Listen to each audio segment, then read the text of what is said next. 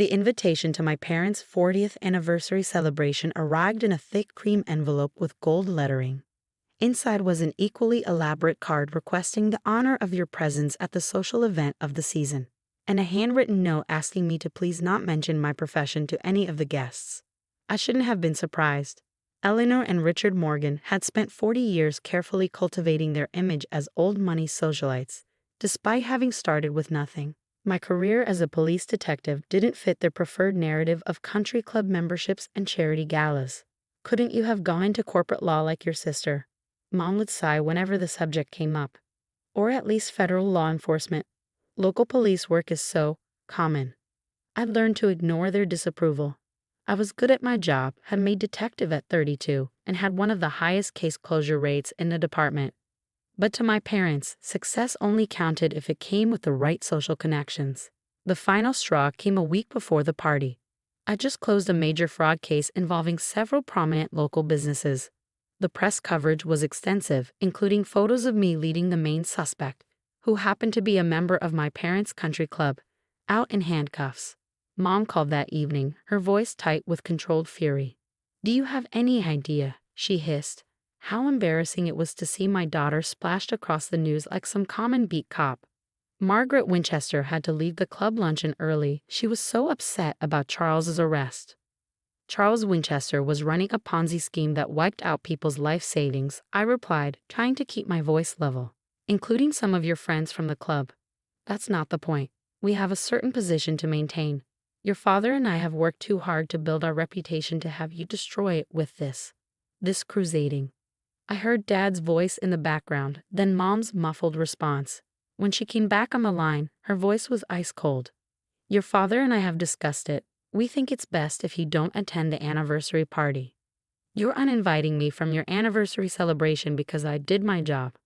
"We're protecting our family's reputation," she corrected. "The guest list includes some very influential people. We can't risk you embarrassing us with talk of criminal investigations and police work." "What should I tell people when they ask why I'm not there?" "We'll say you're away on business. It's better this way, Alexandra. You'll understand someday." But I didn't understand. Not really. My parents had started with nothing. Dad was a bank clerk, Mom a receptionist when they got married. Somehow, by the time I was in high school, we were living in a mansion and moving in a light social circles. They'd always attributed it to smart investments and hard work, but something about their sudden rise had never quite added up. Maybe it was my detective's instincts, or maybe just wounded pride, but after that phone call, I started digging. First into public records, property purchases, business registrations, tax assessments. Then deeper into financial transactions, investment patterns, banking records. The more I looked, the more questions I had. The timing of their wealth accumulation coincided with a series of bank failures in the late 90s. Dad had worked at each of these banks just before they collapsed, always moving to a new position shortly before the problems became public. I reached out to contacts in white-collar crime, pulling old case files, following money trails that had gone cold decades ago. What emerged was a pattern so careful, so calculated, that it had escaped notice at the time. But there was something else, something recent. Large transfers to offshore accounts, property being liquidated quietly, assets being moved in ways that suggested preparation for a quick departure. They were planning to run. I was at my desk at the precinct, reviewing these transactions, when my partner Steve dropped a file in front of me. "You need to see this," he said quietly. "That offshore account you flagged, it just received another transfer. Big one. And I mean big." I opened the file and felt my blood run cold. The transfer had come from the charity foundation my parents ran, the one that handled donations for all their high society friends' pet causes. "They're not just running," I whispered. "They're stealing from their own charity. All those society friends they're so worried about embarrassing. They're about to wipe them out." Steve leaned against my desk. "The anniversary party's this weekend, right? Perfect cover. Get everyone together, play the gracious hosts one last time, then disappear with their money before anyone realizes what's happened." I stared at the invitation still sitting on my desk, its gold lettering catching the fluorescent light. All those years of caring about reputation, of building the perfect social image, it had all been groundwork for this final con. "What are you going to do?" Steve asked. I picked up my phone and dialed a familiar number. Mom, about the party. I know you don't want me there, but I think you should reconsider. After all, I smiled grimly, I have something very important to share with all your guests. My mother's response was exactly what I expected. Instant capitulation wrapped in a thin veneer of grace. Of course you should come, darling, she said smoothly. Your father and I were just being overprotective. You know how we worry about your dangerous job. I could practically hear her mind working, calculating risks, planning how to control the situation. That had always been my mother's specialty, manipulation disguised as maternal concern. I'll be there, I promised. And don't worry about my job embarrassing you. I have much more interesting things to discuss with your guests. The Morgan family estate was lit up like a fairyland the night of the party. Hundreds of twinkling lights draped the gardens, champagne fountains sparkled on elegant buffet tables, and a string quartet played softly in a corner of the grand ballroom. I arrived early, dressed in the kind of elegant black evening gown my mother had always wanted me to wear. My badge and gun were concealed but present, a reminder of who I really was, not who they wanted me to be. Alexandra, Mom air kissed my cheeks, her designer dress rustling. You look lovely, darling. Though perhaps some pearls would have been nice. I brought something better than pearls, I replied, patting my clutch where my evidence files were hidden. Something all your guests will find fascinating. Her smile flickered for just a moment. Behind her, I saw Dad tense in his perfectly tailored tuxedo. Now isn't the time for shop talk, dear, he said firmly. Don't worry, I smiled. I'll wait for the perfect moment. The guests began arriving, the elite of local society, all dripping in jewels and designer labels. I recognized many faces from my investigation files. Potential victims of my parents' final con. Their combined wealth about to be siphoned away through that offshore account.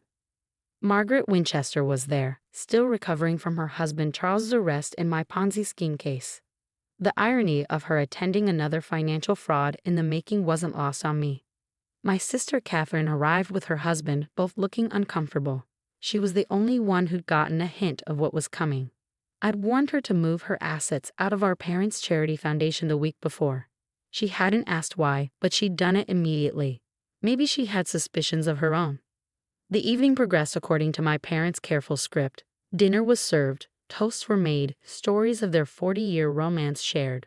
Mom and Dad played their parts perfectly, the devoted couple who'd built their fortune through hard work and determination. I waited until dessert, when the champagne had loosened tongues and lowered guards. Dad was just starting his speech about family legacy and the importance of reputation when I stood up, tapping my glass for attention. I'd like to say something about legacy, I announced. About the true story of how my parents built their fortune. Alexandra, Mom's voice held a warning note. Perhaps this isn't the time.